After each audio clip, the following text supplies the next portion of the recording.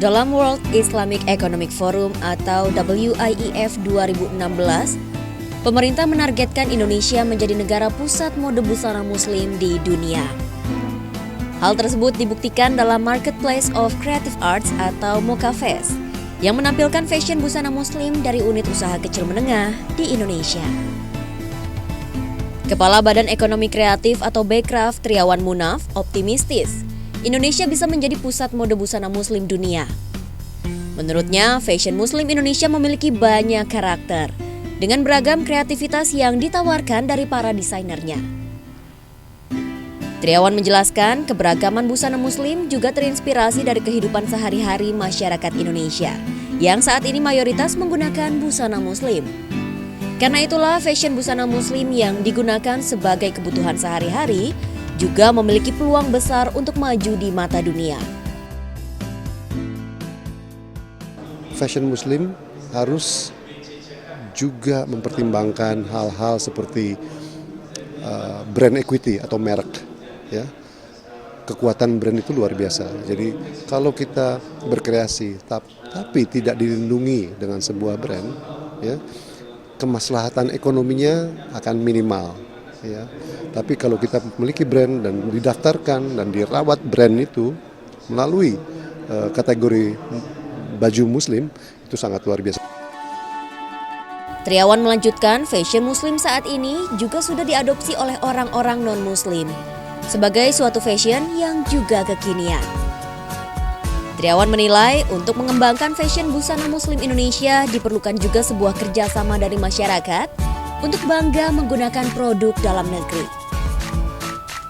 Data dari Badan Ekonomi Kreatif mencatat, saat ini terdapat 400.000 unit usaha, sehingga Triawan menilai usaha dalam bidang fashion busana muslim adalah salah satu jenis usaha yang paling banyak menyerap tenaga kerja.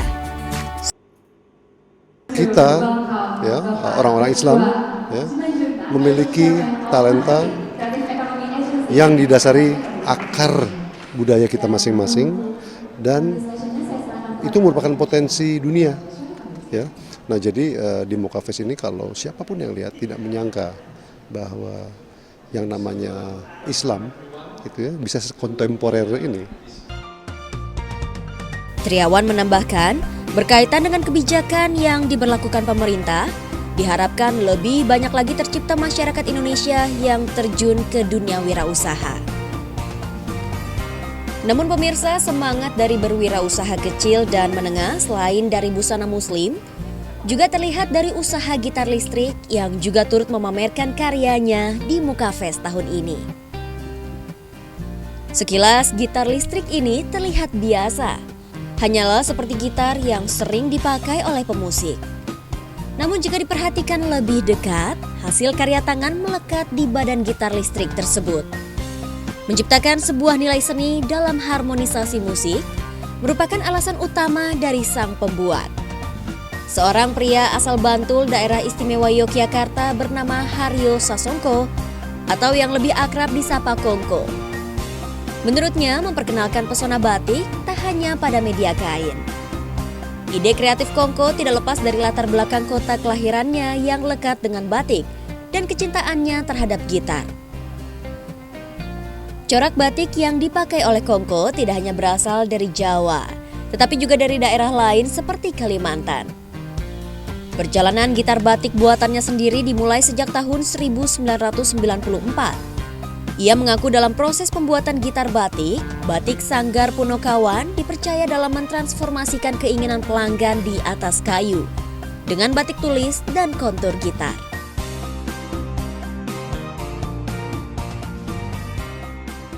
Memang jangan sampai ini merugi, ya, tapi harus ada tujuan yang lebih jelas, yaitu bagaimana membuktikan bahwa pembatikan di atas kayu itu bisa dan bisa baik, ya. Dan kayu berbentuk gitar sesuai dengan hobi saya, itu juga tujuan berikutnya. Oh, ternyata kita bisa batik di atas kayu berbentuk gitar dan itu bisa dengan selera kita. Teknik pembuatan gitar batik sama dengan membatik pada media kain. Yang membedakan adalah perbedaan kontur gitar yang menuntut kehati-hatian lebih saat lelehan malam digoreskan ke gitar. Perjuangan mengembangkan gitar batik Kongko selama 15 tahun terakhir pun membuahkan hasil. Banyak gitar buatannya telah sampai ke pasar luar negeri seperti Rusia dan negeri Paman Sam Amerika Serikat. Sementara untuk penjualan, Kongko mengaku lebih banyak mengutamakan keinginan pelanggan dengan langsung mendatangi workshopnya, sehingga gitar batik tidak dijual di sembarang tempat. Harga yang ditawarkan mulai dari 1.000 hingga 1.500 US dollar atau setara dengan lebih dari 10 juta rupiah. Dan pemirsa, hingga saat ini karya gitar batik Kongko telah mendapat pengakuan dari lembaga-lembaga yang memberikan sertifikasi atas batik tulis.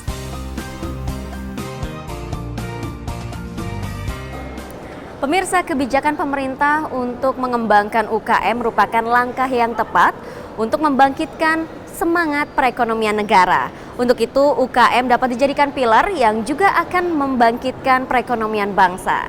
Nah pemirsa, sampai di sini dulu perjumpaan kita di Warta UKM edisi kali ini. Jangan lupa untuk menyaksikan Warta UKM yang akan tayang pada episode selanjutnya, yaitu di minggu depan. Saya Ganis Giani dan kerabat kerja yang bertugas pamit dari hadapan Anda. Terima kasih atas kebersamaannya dan sampai jumpa.